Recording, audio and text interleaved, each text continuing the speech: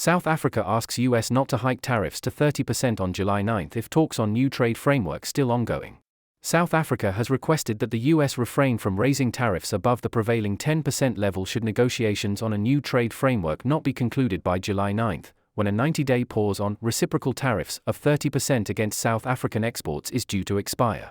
On April 2, President Donald Trump announced that South Africa faced tariffs of 30% when unveiling Liberation Day tariffs on all of America's trading partners. Trump then reduced the tariffs to a 10% base rate on April 9 for 90 days, with the expectation that countries use the period to make proposals that address the US's trade deficit concerns. However, South African steel, aluminium, and automotive exports continue to face 25% tariffs as imposed under Section 232 of America's Trade Expansion Act. In a briefing to lawmakers, Trade, Industry and Competition Minister Parks Tau said there was currently uncertainty as to what decision the US would make on July 9 and that South Africa was exposed to both direct and indirect trade and growth risks as a result of global developments. Department of Trade, Industry and Competition, DTIC, Deputy Director General for Trade Ambassador Zalelwa Mlumbai-Peter said that, given that the US was engaging in a number of trade talks, it was unlikely that South Africa and the US would have finalized their negotiations by July 9. So we have put forward that, while the negotiations are ongoing, it would be important that the tariffs applicable to South Africa should be lower, or at least not more than the 10% level, and that the preferential market access for key value-added products be preserved, she explained. In addition, South Africa has requested that its Africa Growth and Opportunity Act preferences that still prevailed through the Most Favored Nation duty also be maintained during the period of the negotiations.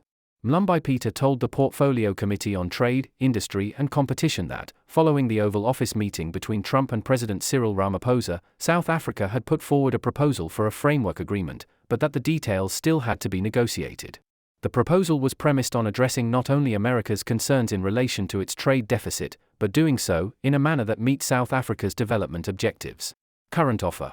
She also confirmed to lawmakers that the following elements had been included: the procurement of gas from the US, alongside investment by the US in gas infrastructure in South Africa and technology cooperation to unlock domestic gas production.